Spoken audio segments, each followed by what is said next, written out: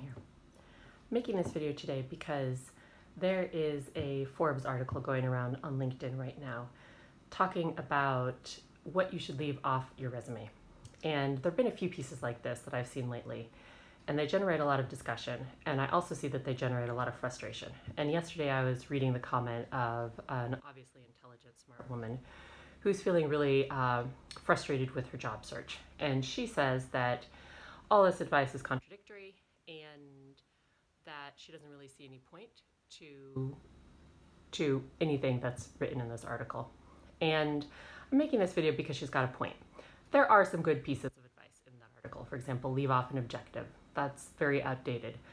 But then a lot of the other things in there are, for example, a little bit questionable. It depends on the job you're applying for and who you are as a candidate. And so the reason I'm making this video really is to talk about one of the things that I really like to do to work with candidates. And that is to talk about or teach you how to interview a company before you even apply for the job. And I think one of the big problems in a lot of these articles, advice pieces on resumes and what to do and not to do, is that people forget that you need to customize each resume to each job. And if you're firing off 10, 20, 40, 50 resumes a day, you can't do that. But if you're applying for jobs that way, it's kind of like you're playing the lotto to get a job. You might win, but if you win, are you really going to be happy? And to be happy, to be successful, long-term success in your career, you've really got to target your resume to a specific job. And the best way I've found to do this is to interview the company before you even fill out your application or customize that resume to that job. How do you do this? Go to the website of the company. Go and read their about page, their mission page, read their hiring page, see if you can find information about benefits, what kind of news releases are out there, what is the personality of this company? Are they a very modern, disruptive company? Are they very conservative? What do the LinkedIn profiles look like for the top executives? Can you find your hiring manager? Can you find the person that you're probably going to be working with or your potential boss?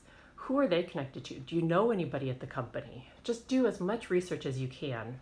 Not, hours and hours of research, but 15, 30 minutes of research and get a good sense of who this company is and the kind of person they're trying to hire. And then go back and look at the job description and look at your resume. Is the language in your resume and what you've put in there aligned with what this company is looking for? Do you need to change the language up a little bit?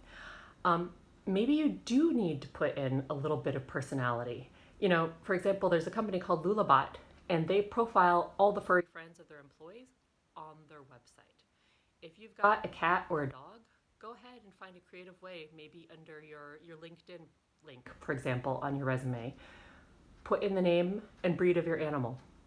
Why not? That's the kind of place that you could do something unique for that, and it might actually catch somebody's attention and it might connect you to the company.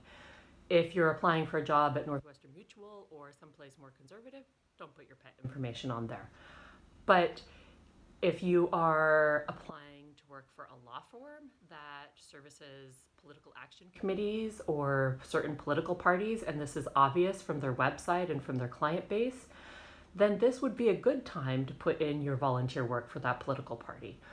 Or maybe you're applying to be a CPA for a group of accountants that works with senior centers. This would be a great time to put in your 5 years of service as a volunteer with Meals on Wheels. So there is no cut and dried answer for what to put in your resume or what not to put in your resume. The key is to make it relevant. So your resume information, what you put in your resume needs to be relevant. And so go through your resume for each job and modify it and see if there's information you need to take out or information you need to add back in. The key is that you need to be yourself and show yourself as a package to each company.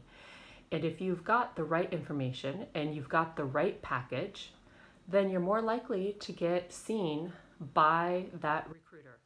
And even this guy who wrote this article, he may not recognize this himself because he looks at so many resumes. But what is it that makes him pull one resume? So maybe he gets 10,000 resumes sorted through an ATS software and 100 end up on his desk. And then he has to go through those 100 in a blink of an eye. And what is it about that 100 resumes that he pulls? And so every manager and every recruiter and every hiring manager is going to have their own sort of subtleties and the things that they're looking for. And so you need to be able to target them and get seen by the people that you want to get hired for. And that means having a little personality in your resume. Showing that you're a human is a good thing. And so take all that advice on what to put in and what not to put in a resume with a little bit of a grain of salt. Make sure that your resume is relevant and that it is targeted to the job that you're applying for. Okay? Good luck. You can do it.